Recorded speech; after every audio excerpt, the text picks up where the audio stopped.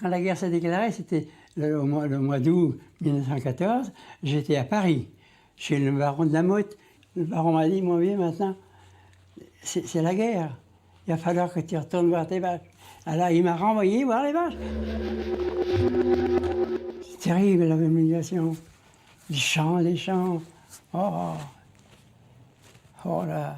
C'est pour ça que j'ai pleuré parce que j'aurais voulu être dans les partants. C'est formidable. Les gens chantaient, ils criaient. À Berlin, à Berlin. Oh, sans doute, il y avait des mamans qui pleuraient. Oh, le petit soldat. Le képi, le pantalon rouge. J'ai gardé les vaches, je me suis occupé des bêtes, j'ai travaillé, j'ai fait le travail. Parce que le baron, quand il m'a vu fiévreux et puis malheureux de ne pas aller à la guerre, quand j'ai vu tous mes parents partir, il m'a dit, t'en fais pas, tu vas gagner la guerre comme tes frères et sœurs, mais tu n'auras pas de fusil, tu vas faire vivre ma famille, les gens que j'ai là. Et j'ai donc tenu la ferme. Je n'avais quand même que 16 ans, vous comprenez? Je suis parti en 1917 au 93e régiment d'infanterie à La Roche-sur-Yon, où les poilus venaient nous initier à la guerre. Mon père a fait la guerre de 70. Il était à la bataille quand on a perdu l'Alsace-Lorraine. C'est pour ça que quand il m'a vu soldat, il m'a vu une décoration, il m'a dit oh, venge-moi, venge-moi.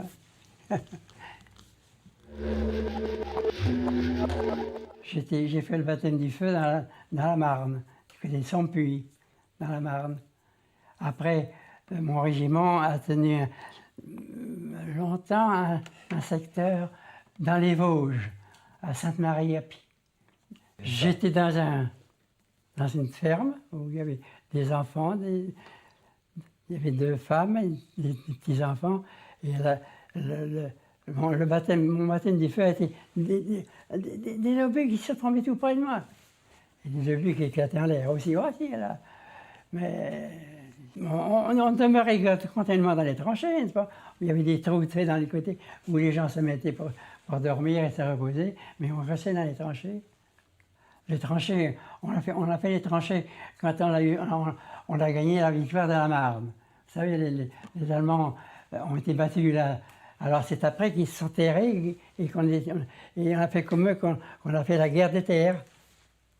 Avant c'était la guerre mobile. On était environ à une vingtaine, 20 ou 25 mètres les uns des autres, pas plus. Ça dépend quelquefois un peu plus. Oui, j'ai eu peur comme tout le monde. Il y a eu des bombardements terribles. Terribles, terribles, j'ai eu peur.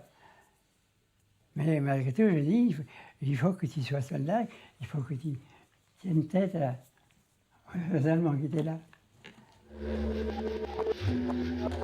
Moi, j'étais porteur des chargeurs pour le fusil mitrailleur. Vous savez, c'est une bande de cartouches où on mettait dans le fusil mitrailleur.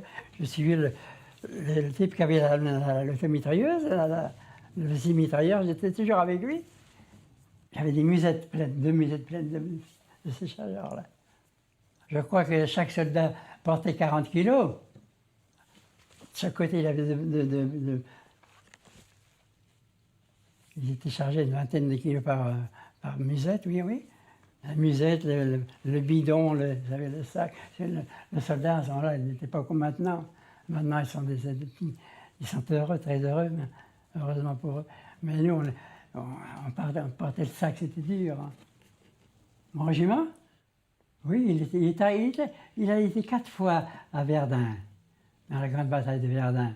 Alors 4 fois, il a dû faire 4 fois ce même travail, chercher les renforts arrivant, les jeunes venant boucher les trous des vieux. Oh.